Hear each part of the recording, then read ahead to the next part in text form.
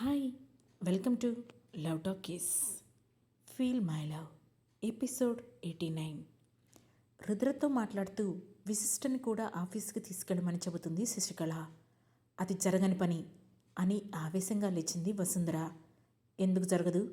జరిగి తీరుతుంది అంది శశికళ. రుద్ర, ఆ అమ్మాయిని నువ్వు ఆఫీస్కి తీసుకెళ్తే నేను అస్సలు ఊరుకోను అని అంది వసుంధర. చూడు రుద్ర, నేను గొడవ పెట్టుకోవడానికి రాలేదు. నాకు చెందిందేదో నేను తీసుకెళ్ళడానికి వచ్చాను అంతే. ఆ విషయం మీ అమ్మకి క్లియర్గా చెప్పు. అండ్ దానికి ఇక్కడ వాతావరణం కానీ ఈ ఆఫీస్ కానీ అన్నీ కొత్త కాబట్టి విశిష్టను వెంట పెట్టుకుని తీసుకెళ్ళు. ఇక నో మోర్ డిస్కషన్స్ అని చెప్పింది శశికళ. ఆ మాటతో తల్లివైపు చూసిన రుద్ర, అమ్మ ప్లీజ్, సిచ్యువేషన్ కాంప్లికేట్గా ఉన్నప్పుడు నువ్వు ఇంకా కాంప్లికేట్ చేయకు అని చెప్పి శశికళ వైపు చూసి, సరే అత్తయ్య, నేను విశిష్టని ఆఫీస్కి తీసుకెళ్తాను అని చెప్పాడు. ఆ మాటతో వసుంధర వైపు గర్వంగా చూసింది శశికళ. దాంతో వసుంధర వెంటనే కోపంగా అక్కడి నుంచి రూమ్లోకి వెళ్ళపోయింది. రుద్ర కూడా ఆమె వెనకే లేచి వెళ్ళబోయాడు. కానీ అతన్ని ఆపిన శశికళ, ముందు టిఫిన్ చేయి రుద్ర, ఆ తర్వాత మీ అమ్మను బుజ్జగించొచ్చులే అని అంది. దాంతో సైలెంట్గా టిఫిన్ చేసిన రుద్ర తల్లి దగ్గరికి వెళ్ళి మమ్మీ అని పిలిచాడు. కానీ వసుంధర అతని వైపు కూడా చూడకుండా ముఖం తిప్పుకుంది.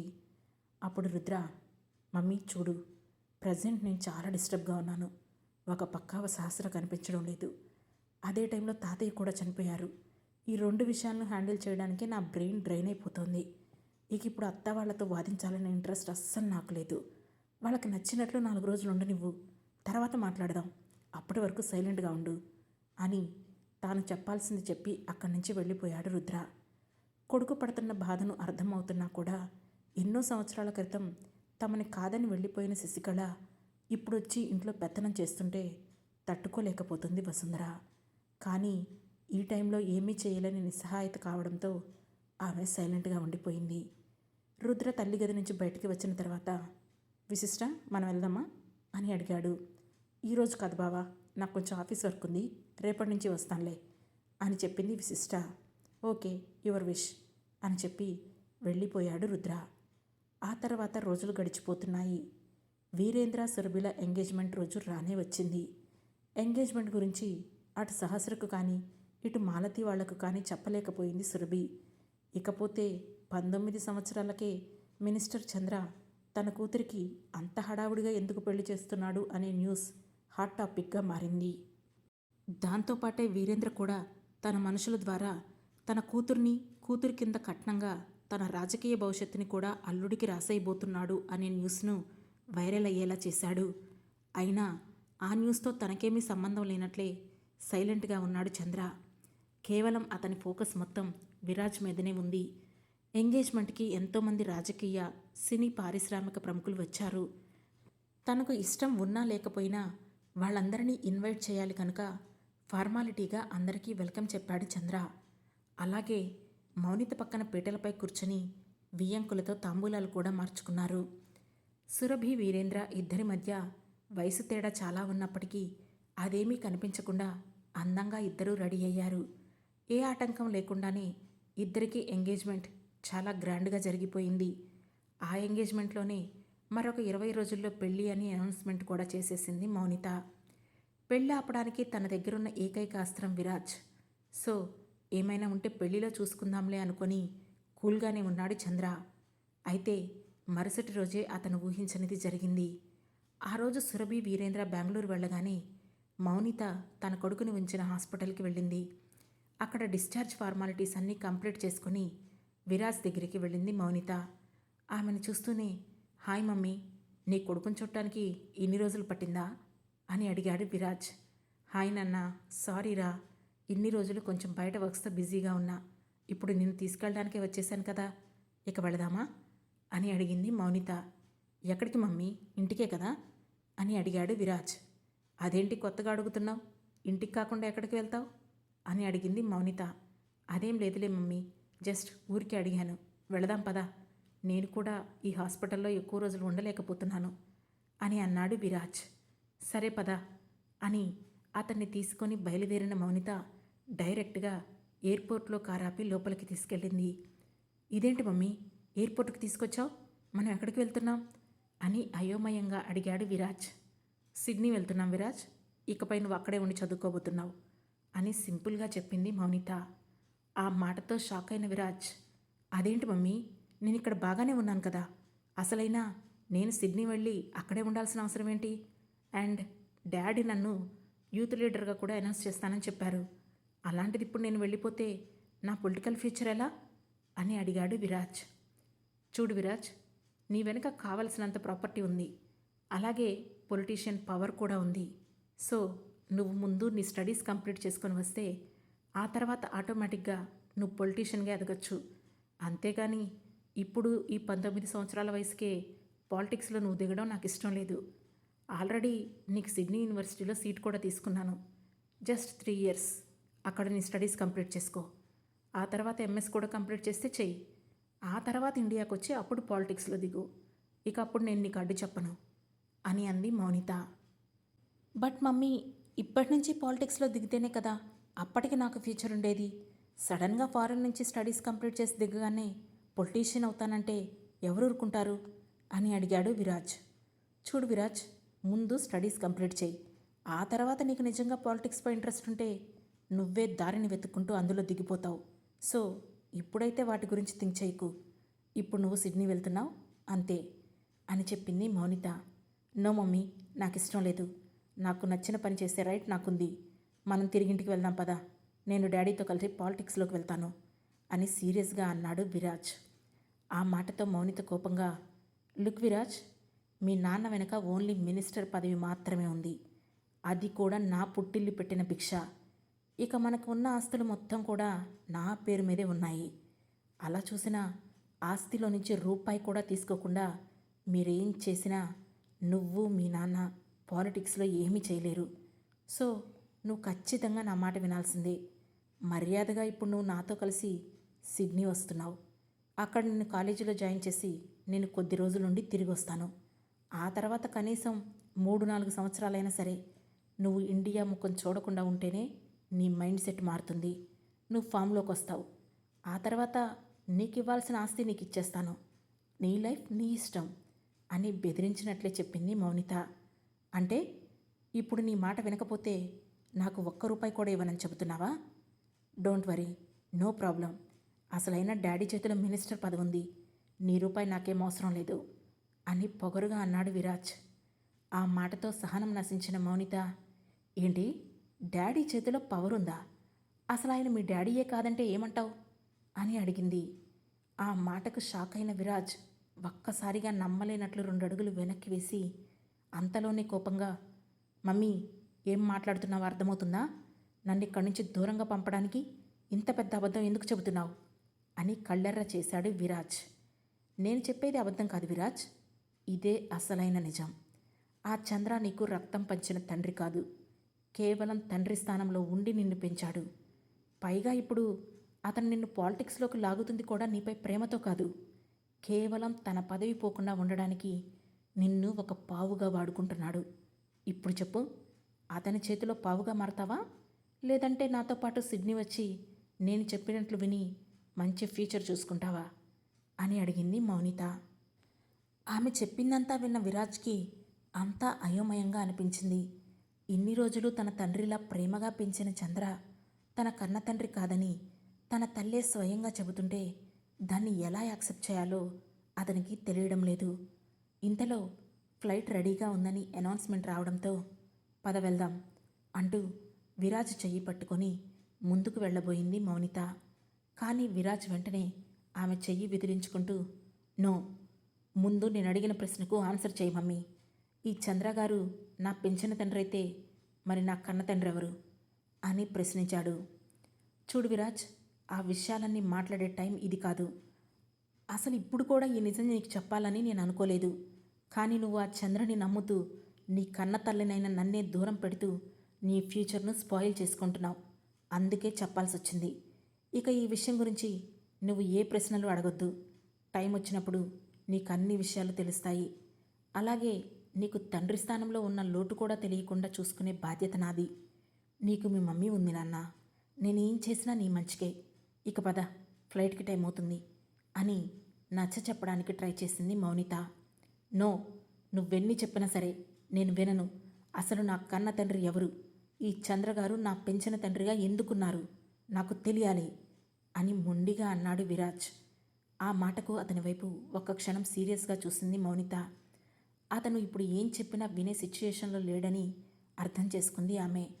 అయినా ఇప్పుడు ఎలాగైనా సరే విరాజును దేశం దాటించడం ముఖ్యమని అనుకున్న మౌనిత బుజ్జగించడం మాని డైరెక్ట్గా బెదిరింపులోకి దిగింది. చూడు విరాజ్, నువ్వు ఎంత అడిగినా సరే ఇప్పుడు ఈ ప్రశ్నలకు నేను ఆన్సర్ చేయను. అలాగే నువ్వు వెంటనే వచ్చి నాతో ఫ్లైట్ ఎక్కాలి. లేదంటే ఈ క్షణం నుంచే నిన్ను పట్టించుకోవడం మానేస్తాను. నీకు ఒక్క రూపాయి కూడా చేతిలోకి రానివ్వను.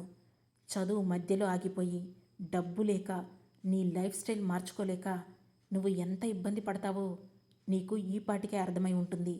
హాస్పిటల్లో ఉన్నన్ని రోజులు నీ లైఫ్ ఎలా ఉందో చూసావు కదా. ఇక లైఫ్ లాంగ్ అలానే ఉండాల్సి వస్తుంది. సో అలా ఉండడం ఇష్టమే అంటే చెప్పు, ఇప్పుడే నిన్ను వదిలేసి నేను వెళ్ళిపోతాను. లేదంటే బుద్ధిగా నాతో రా. చాయిస్ ఈజ్ యువర్స్ అని చెప్పి చెకిన్ వైపు నడిచింది మౌనిత. ఆమె మాటలన్నీ విన్న విరాజ్కి ఒక్క క్షణం పాటు తన ఫ్యూచర్ కళ్ళ ముందు కనిపించింది. ఆ హాస్పిటల్లో చేతిలో డబ్బులు లేక మాట్లాడడానికి నాన్న వాళ్ళు లేక ఎంత ఇబ్బంది పడ్డాడో గుర్తు చేసుకున్నాడు. దాంతో ఒక్కసారిగా అతనిలో భయం కమ్ముకుంది. దాంతో వెంటనే లేదు, ఆ లైఫ్ నాకొద్దు, ఏదైనా ఉంటే తర్వాత చూసుకుంటా, ముందైతే ఇప్పుడు మమ్మీతో వెళ్ళడం తప్ప వేరే దారి లేదు అని తనకు తానే చెప్పుకొని నెమ్మదిగా తన తల్లి వైపుకు నడిచాడు విరాజ్. ఆ తర్వాత 10 నిమిషాల్లోనే ఆ ఫ్లైట్ గాల్లో ఎగిరింది. మరోవైపు ఆ రోజు పార్టీ మీటింగ్ అయ్యాక విరాజ్ కోసం హాస్పిటల్కి వెళ్ళాడు చంద్ర. అతను వెళ్ళేసరికి ఖాళీ బెడ్ అతన్ని వెక్కిరిస్తూ కనిపించింది. అది చూసి షాక్ అయిన చంద్ర వెంటనే డాక్టర్ దగ్గరికి వెళ్ళి, నా కొడుకు విరాజ్ ఎక్కడా అని అడిగాడు. నమస్తే సార్, విరాజ్ గారిని మౌనిత మేడం వచ్చి డిశ్చార్జ్ చేసి తీసుకువెళ్లారు అని చెప్పాడు డాక్టర్. వాట్? డిశ్చార్జ్ చేయడమేంటి? నిన్న మా అమ్మాయి ఎంగేజ్మెంట్కి పంపించమంటేనే పంపించడం కుదరదని, తన హెల్త్కి మంచిది కాదని అన్నావు కదా, మరి ఇప్పుడెలా డిశ్చార్జ్ చేశావు అని ఆవేశంగా అడిగాడు చంద్ర. యాక్చువల్లీ నిన్న తన హెల్త్ అంత క్యూర్గా లేదు సార్, ఈరోజు బాగానే ఉంది. సో మేడం పంపించమని అడిగారు, కొన్ని మందులు రాసిచ్చి పంపించేశాను అని కూల్గా చెప్పాడు డాక్టర్. ఏంటి తెలివిగా మాట్లాడుతున్నాను అనుకుంటున్నావా? నిన్న బాగోలేని హెల్త్ ఈ ఒక్కరోజుకే ఎలా బాగైంది? పిచ్చోడిలా కనిపిస్తున్నానని కంటికి అని కోపంగా అరిచాడు చంద్ర. సార్, మీరు నా మీద ఎందుకు కోప్పడుతున్నారు? ఏదైనా ఉంటే మీరు చూసుకోండి. ఇప్పటికైతే మీ అబ్బాయిని మౌనిత మేడంతో పంపించేశాను. ఇక ఇక్కడితో మా హాస్పిటల్కి మీ అబ్బాయికి ఎలాంటి సంబంధం లేదు అని చెప్పాడు ఆ డాక్టర్. ఆ మాటతో కోపంగా డాక్టర్ వైపు చూసిన Chandra, I will see your end అని చెప్పి ఆవేశంగా అక్కడి నుంచి బయటికి వచ్చి వెంటనే మౌనిత నెంబర్కి కాల్ చేశాడు. అప్పటికే ఫ్లైట్లో ఉన్న మౌనిత మొబైల్ పనిచేయడం లేదు. దాంతో విరాజ్ నెంబర్కి కాల్ చేశాడు. ఆ నెంబర్ ఎప్పటినుంచో ఆఫ్లో ఉండడంతో అది కూడా పనిచేయలేదు. దాంతో వెంటనే స్పీడ్గా ఇంటికి పోయినేయమని డ్రైవర్కి చెప్పి, అసలు ఏం చేయాలనుకుంటుంది మౌనిత? ఎందుకు ఇప్పటికిప్పుడు విరాజ్ని డిశ్చార్జ్ చేసింది? చూస్తుంటే అదేదో పెద్ద ప్లాన్లోనే ఉన్నట్లు అనిపిస్తుంది అని అనుకున్నాడు చంద్ర. పావుగంటలో కారు ఇంటి ముందు ఆగగానే హడావుడిగా ఇంట్లోకి వెళ్ళాడు చంద్ర. అతను వెళ్ళేసరికి ఇల్లంతా చాలా నిశ్శబ్దంగా ఉంది. దాంతో గబగబా విరాజ్ రూమ్ వైపుకు వెళ్ళాడు. కానీ ఆ రూమ్లో ఎవరూ కనిపించలేదు. ఎలా ఉన్న రూమ్ అలాగే ఉంది. ఆ వెంటనే మౌనిత రూమ్కి వెళ్ళాడు చంద్ర. అక్కడ కూడా ఎవరూ కనిపించలేదు. గదంతా ఖాళీగా ఉంది.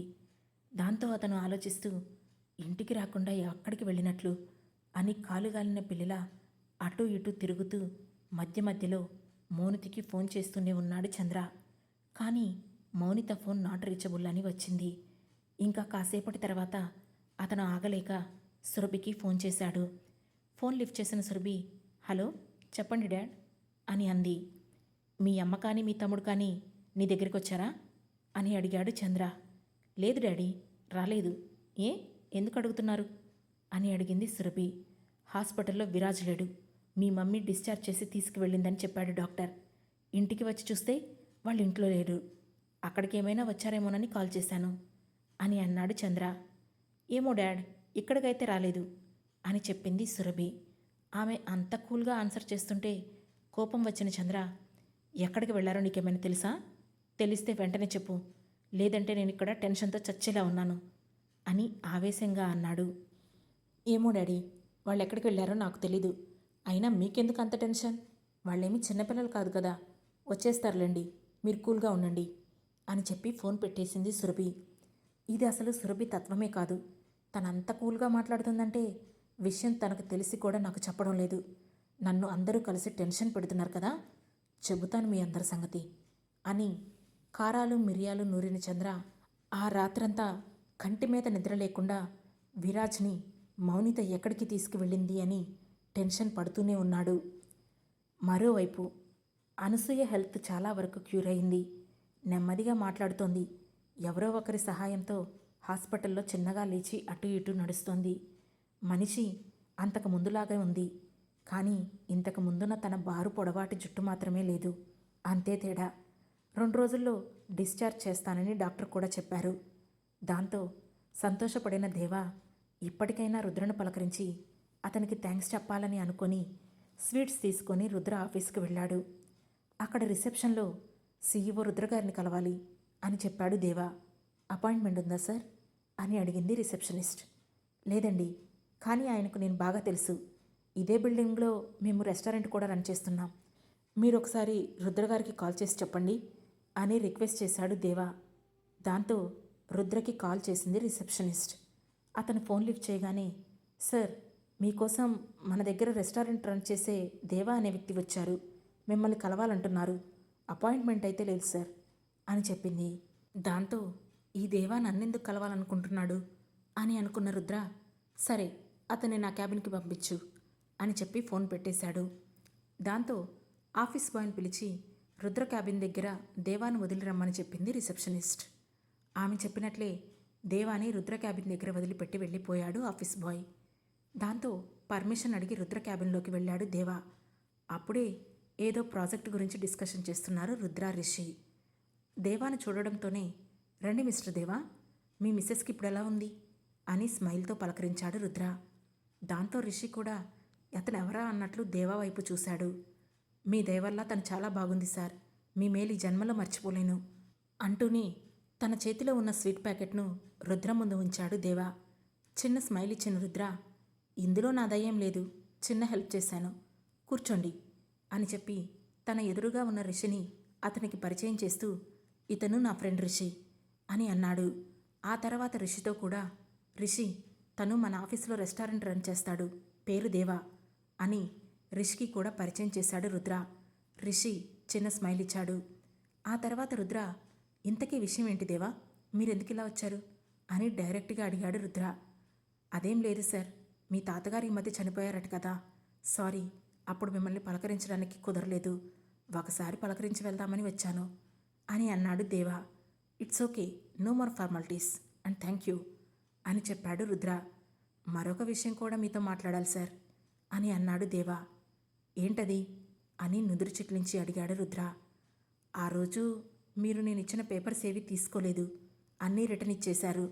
ఏదైనా ఒక ల్యాండ్ పేపర్ తీసుకోండి సార్, నాకు డబ్బులు సెటిల్ అయ్యాక మీకు మీ డబ్బులు ఇచ్చేసి ఆ ల్యాండ్ పేపర్ తీసుకుంటాను అని అన్నాడు దేవా. ఆ మాటకు రుద్ర చిన్నగా నవ్వి, నేను ఆ డబ్బులు మీకు అప్పుగా ఇచ్చాననుకుంటున్నారా అని అడిగాడు.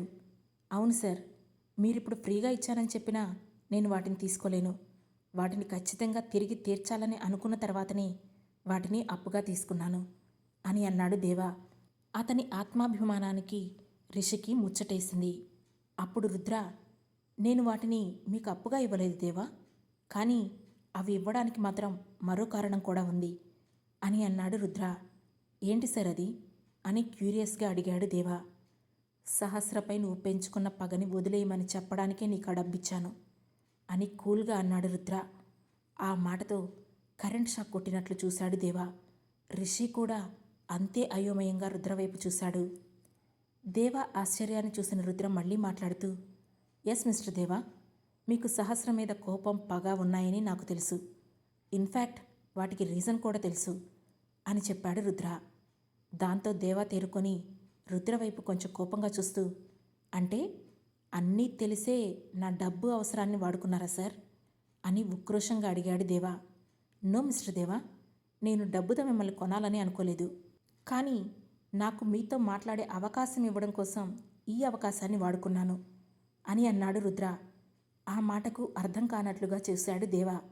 దాంతో రుద్ర కంటిన్యూ చేస్తూ, అవును దేవా, ఈ విషయం గురించి నేనే మీతో మాట్లాడాలని అనుకున్నాను. కానీ అనుకోకుండా మీరే నా దగ్గరికి వచ్చారు. కానీ అప్పుడు మీరున్న సిచ్యువేషన్లో దీని గురించి మాట్లాడడం కరెక్ట్ కాదు. అందుకే ఇప్పుడు మాట్లాడుతున్నాను. నీ చెల్లెల విషయంలో సహస్ర తప్పు ఎంత మాత్రం లేదు అని చెప్పాడు రుద్ర.